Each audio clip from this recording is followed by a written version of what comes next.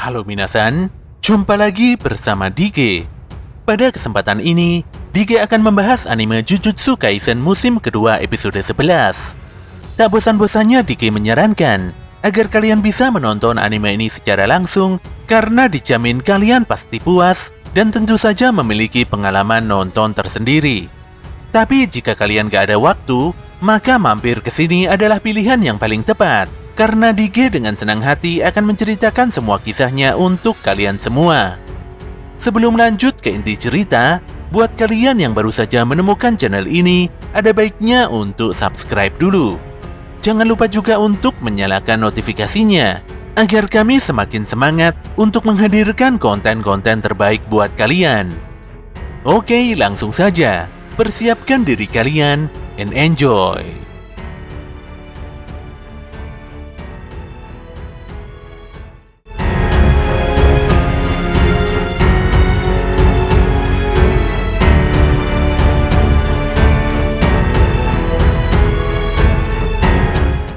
Itadori mencoba memukul penghalang di depannya dengan tinju berkekuatan super dahsyat. Ino pun begitu kaget melihat pukulan Itadori yang begitu kuat. Dia bahkan menilai bahwa kekuatan serangan Itadori hampir menyamai milik Nanami. Sayangnya pukulan kuat Itadori tersebut tidak membuat penghalang di hadapannya bergeming sama sekali. Menurut Fushiguro, mereka harus berusaha menemukan kelemahan penghalang kokoh ini dan membuat lubang di sana meski hanya sebentar. Jika tidak bisa melewati penghalang ini, maka semua usaha tidak akan ada gunanya. Dalam beberapa kasus, biasanya si pembuat penghalang akan berada di dalam penghalang untuk berlindung. Namun Itadori menyampaikan bahwa dulu di Harajuku si pembuat penghalang sengaja berada di luar penghalangnya. Walau beresiko diserang musuh, namun hal ini bisa meningkatkan kekuatan penghalang. Bisa dibilang kali ini musuh benar-benar optimis karena mengambil resiko tinggi. Apalagi bisa dipastikan bahwa pasak-pasak penghalang musuh berada pada tempat yang cukup mencolok. Ino, Itadori, dan Fushiguro pun langsung mengetahui bahwa tempat mencolok yang dimaksud adalah gedung tertinggi di dekat mereka, yaitu Menara Pusat Shibuya. Dan benar saja, ternyata di puncak menara terlihat dua orang lelaki dan seorang wanita tua yang bertindak mencurigakan. Mereka bertiga adalah aliansi Kenjaku yang bertugas membuat penghalang guna membatasi gerak para penyihir Jujutsu. Selain itu mereka memang sangat pede karena begitu yakin bahwa para penyihir Jujutsu tidak akan bisa berbuat apa-apa. Ditambah lagi di bawah gedung ini ada banyak manusia yang telah dirubah menjadi kutukan. Sedetik kemudian, tanpa disangka Itadori dan Nue milik Fushiguro menjerat ketiga penyihir tersebut dengan seutas kawat. Itadori pun menarik seorang lelaki berkumis yang bernama Jiro Awasaka. Sementara Ino menghempaskan satu pasak penghalang yang ditemukannya. Menyadari penghalangnya masih belum hancur, Ino pun sadar bahwa masih ada dua pasak yang diamankan oleh Jiro.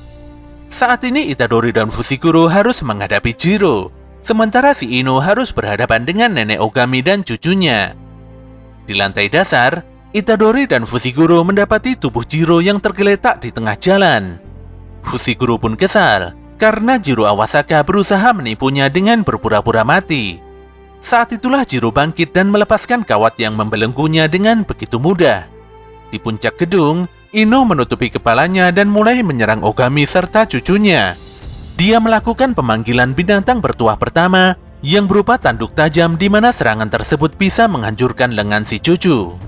Pada serangan keduanya, Ino mengaktifkan Reiki, di mana teknik ini bisa membantunya dalam bergerak cepat. Berbagai serangan fisik dikerahkan Ino pada si cucu, walau sayangnya serangannya masih bisa dihindari.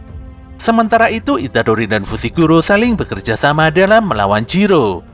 Walau Jiro menerima serangan bertubi-tubi, namun anehnya dia nampak baik-baik saja. Dia bahkan berhasil menggores tubuh Itadori dengan pisau kecilnya. Itadori dan Fushiguro dibuat bingung, padahal mereka merasa telah mengerahkan segala kekuatan untuk menghajar Jiro. Jiro pun tersenyum jahat dan hendak menyerang balik kedua pemuda di hadapannya. Di atas gedung, Ino berusaha menyerang nenek Ogami dengan begitu intens. Namun anehnya, si cucu juga berusaha semaksimal mungkin untuk melindungi neneknya. Walau tidak terlalu kuat, namun si cucu terus berusaha mati-matian melindungi neneknya. Ino pun mulai curiga, mengapa si cucu bertindak sampai segitunya. Sesaat kemudian, Ogami menyelimuti cucunya dengan energi kutukan yang lumayan besar. Tanpa pikir panjang, Ino lantas menyerang mereka dengan tanduk tajamnya. Namun bersamaan dengan itu, si cucu menenggak sebuah pil diikuti dengan selesainya ritual pemanggilan arwah yang dilakukan oleh Ogami. Disinilah keanehan terjadi, di mana tubuh si cucu telah dirasuki oleh Toji Fushiguro. Hebatnya, dia bisa menghentikan serangan tanduk tajam Ino hanya dengan tangan kosong. Shin pun flashback pada bulan Desember tahun 1989, di mana kala itu Gojo Satoru terlahir ke dunia. Saat itu terlihat seorang gadis memberikan selamat pada bapaknya yang tengah berulang tahun. Namun anehnya, gadis tersebut malah membunuh sang bapak dengan begitu keji. Ternyata identitas gadis tersebut adalah nenek Ogami yang tengah menyamar. Ogami mengungkapkan bahwa dia telah membunuh si gadis agar bisa melakukan perubahan wujud.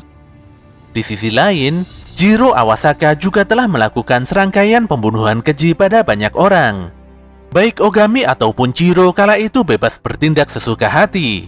Mereka juga bisa mendapatkan banyak uang dengan aksi kriminalnya ini. Keduanya pun mendapatkan informasi tentang Gojo Satoru yang baru saja terlahir dari klan Gojo. Mereka juga tergiur dengan uang ratusan juta jika berhasil memburu Gojo. Hingga pada suatu ketika, Jiro dan Ogami mencoba mengamati pergerakan Gojo Satoru dari lokasi yang berbeda. Jiro di atap gedung, sementara Ogami berada di sebuah kafe. Hanya dengan sekali pandangan, Gojo membuat Jiro dan Ogami jadi sangat ngeri dan begitu ketakutan. Kekuatan roh kutukan semakin kuat setiap tahunnya. Namun sejak kelahiran Gojo Satoru, kutukan tersebut benar-benar tertahan dan keseimbangan dunia telah berubah. Tentu saja hal ini membuat kebebasan Jiro dan Ogami hilang. Ironisnya, kebebasan itu direnggut pada usia senja mereka. Jiro pun berusaha mati-matian merebut kebebasannya kembali. Dia pun melakukan serangan balik pada Itadori dan Fushiguro. Walau mendapatkan banyak serangan fatal, namun Jiro lagi-lagi terlihat baik-baik saja. Fushiguro pun berpikir keras untuk menguak rahasia di balik teknik kutukan milik Jiro. Awalnya Fushiguro mengira bahwa teknik kutukan Jiro bisa menetralisir semua serangan. Dia pun mengurung Jiro dengan ratusan kelinci dan saling berkoordinasi dengan Itadori setelah memastikan rahasia Jiro yang sebenarnya. Di sisi lain, Ino sangat terkejut karena nenek Ogami telah membangkitkan Toji dengan sempurna. Dengan gerakan super cepat, Toji lantas melepaskan penutup wajah Ino dan memukuli lelaki tersebut dengan begitu brutal. Kembali pada Jiro, di mana dia masih terkurung dalam penjara kelinci milik Fushiguro. Saat itu juga Fushiguro langsung melenyapkan semua kelinci dan menghunjamkan gajah besarnya pada lelaki berkumis itu. Tidak berhenti di situ, Itadori lantas mengangkat sebuah mobil dan melemparkannya pada Jiro. Sayangnya baik gajah ataupun mobil masih tidak bisa menaklukkan si Jiro. Itadori dan Fushiguro kembali bekerja sama untuk melasatkan serangan pada Jiro. Dan ketika Jiro nampak begitu bersemangat, tanpa diduga dia terkena serangan yang cukup fatal. Shin pun kembali ketika Jiro masih terperangkap di dalam penjara kelinci. Dengan berbagai pertimbangan, Fushiguro meyakini bahwa teknik kutukan Jiro adalah pembalikan. Ketika menggunakan teknik serangan kuat, maka serangan tersebut akan melemah. Tapi jika serangannya lemah, justru serangan itu akan semakin kuat. Jiro pun muntah darah setelah menerima serangan lemah dari jurus bayangan kodok milik Fushiguro. Bersamaan dengan itu, Itadori dan Fushiguro melepaskan banyak pukulan biasanya hingga Jiro kelimpungan. Dia agak terkejut, sejak kapan kedua pemuda di hadapannya ini mengetahui tentang rahasia teknik pembalikannya. Kejadian ini pun membuat Jiro begitu marah karena merasa sangat diremehkan.